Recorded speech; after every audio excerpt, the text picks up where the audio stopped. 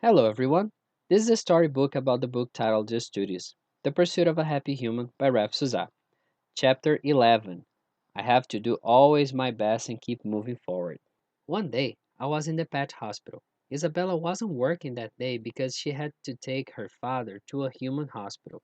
He needed surgery. I spent a couple of days without her. I really missed her. I had to stay with Bosco, her assistant. Bosco was taking care of me when the manager called him to talk. "Why are you still treating this cat?" he asked. "He isn't fully recovered," said Bosco. "I don't care. This is a street cat. It should go to the end of the line. There are pets from clients here who need treatment. These must be our preference, because they are paying us," the man said.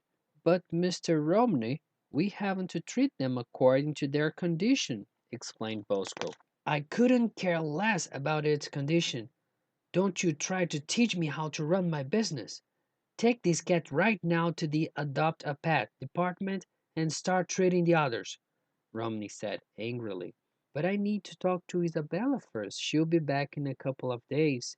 Her father's going through a surgery," Bosco said. "I know this. She told me the reason for her absence. But I'm the manager here, and you'll do as I say," said Mr. Romney.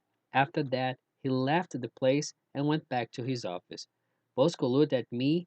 "I'm sorry, my friend. I'm afraid I'll have to take you." He took me to the Adopt a Pet department. It's a place where pets wait for somebody to pick them up. It was similar to the NGO, but better organized and clean. At the moment he was about to take me to this department, there was also a man looking for a pet to adopt. "Mr. Douglas, you came to adopt another pet?"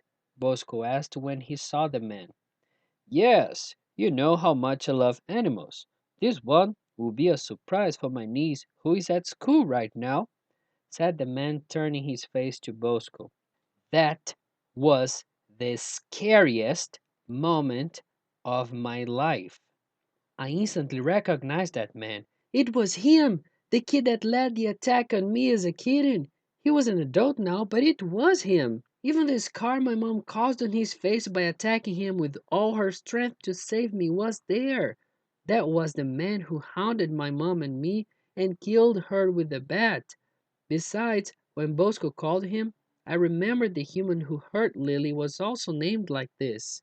He still had the same evil look when he was younger. I was so terrified. With the possibility of him adopting me, I started to panic.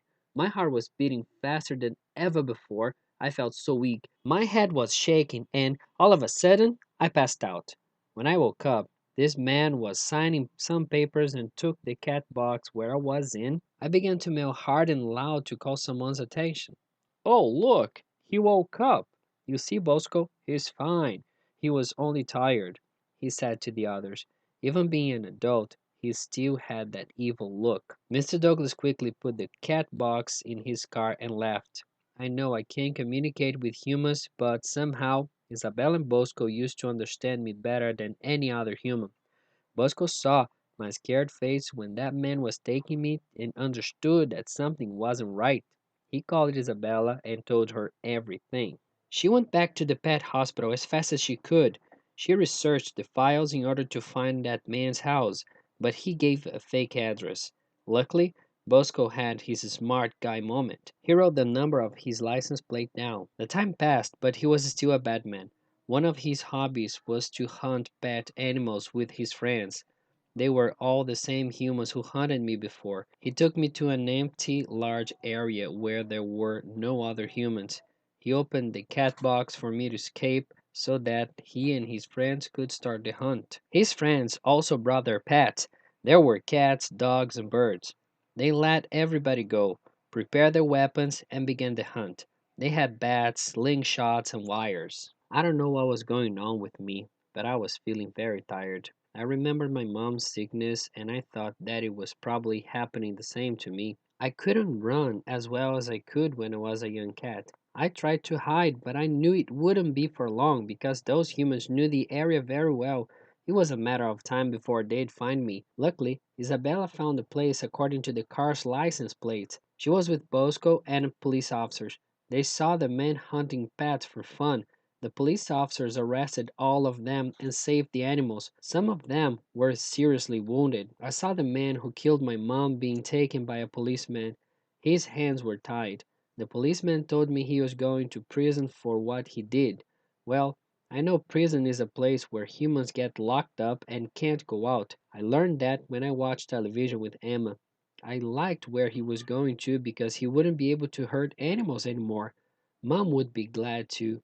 Maybe that was my purpose. Isabella took them all back to the pet hospital, including me. However, she noticed I wasn't feeling well. I was vomiting and my nose was bleeding. I didn't understand why because nobody hit me. I was hidden all the time. Back to the hospital, she ran more tests and exams on me. The days were going on, and I was getting even worse. I couldn't breathe like before, and my nose was bleeding all the time. I was constantly having splitting headaches and chest pain. I thought the time to see my mom again was coming. If I have to die, I'm glad it is going to be near Isabella, I thought. I heard her talk to Bosco. He's dying, Bosco. He's got lung cancer and it's already spread all over his body. It's very likely that he's had this disease for a long time, she explained. Now, I was able to understand why I used to get tired so easily and pass out sometimes. Can't we perform surgery on him? Bosco asked. He was very sad. We can't. He's too weak. If we try any surgery, he'll die on the table, Isabella explained. But he's in constant pain, insisted Bosco. I know, and it will get worse and worse, Isabella said. She was very sad as well. I could see tears rolling down her face. What are we going to do? Asked Bosco. Sacrifice, said Mr. Romney. He was at the door and heard them talking. No, there must be other way, replied Bosco angrily. I'm afraid he's right this time, Bosco. I wish we could, but there's nothing we can do for him right now. All we can do is put an end to his pain, explained Isabella sadly. I wish there were a way to tell them that I was fine with the idea of dying. I lived a good life and experienced things that I'm sure most cats never experienced. I was going to see my mom again. I accepted my reality, did my best, and was feeling thankful for everything. I was ready to go. Isabella put me on a comfortable and cozy bed. I was so tired, but I felt good. I could tell that wasn't her first time, but she was very sad. She always felt sad in moments like that. On the other hand, it was all new for Bosco. That was a very important lesson for him. He had to learn to say goodbye. The bad thing about this profession is that we can't save them all, but it is what it is, and we do our best out of every situation we face, said Isabella to Bosco, giving him strength. One more big lesson I learned from her. Even being very sad with my death, she knew that was part of the process.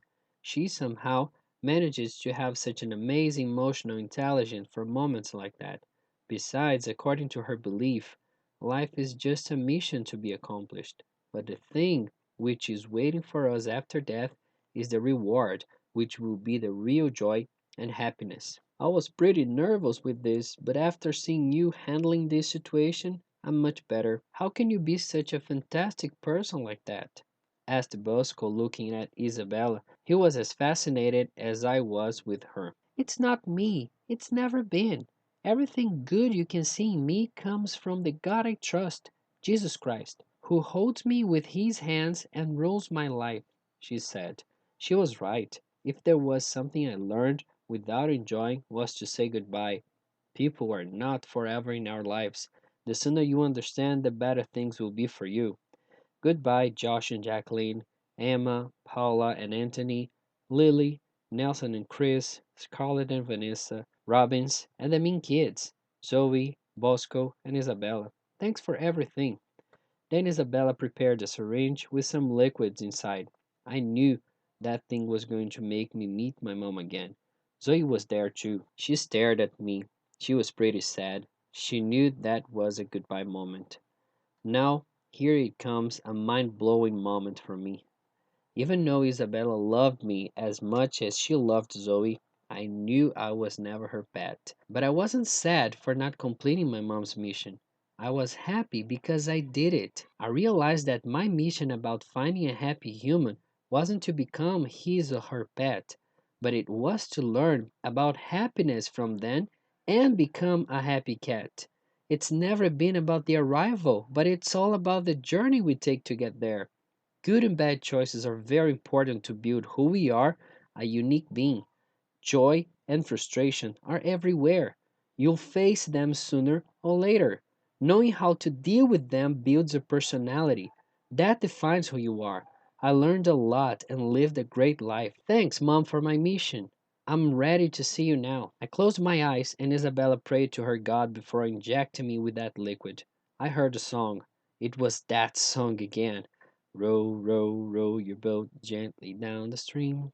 Merrily, merrily, merrily, merrily, life is but a dream. However, now I understood the lyric. Everything made sense to me in a snap of a finger. I fought a good fight. I lived a good life.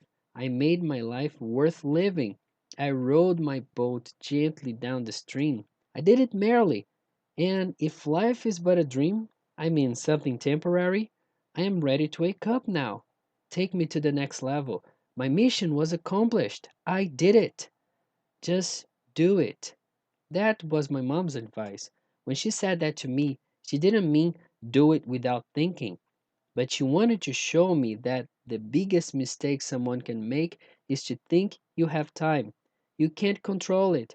Time is free, but it's priceless. You can't own it, but you can use it. You can't keep it, but you can spend it. And once it's lost, you can never get it back. Life goes fast and time flies. However, you are the pilot. Although I had some ups and downs, I was able to perform some pretty cool aerial stunts. I'm ready to land my plane. There I saw Isabella, my greatest teacher about happiness. She was looking at me. I looked back at her.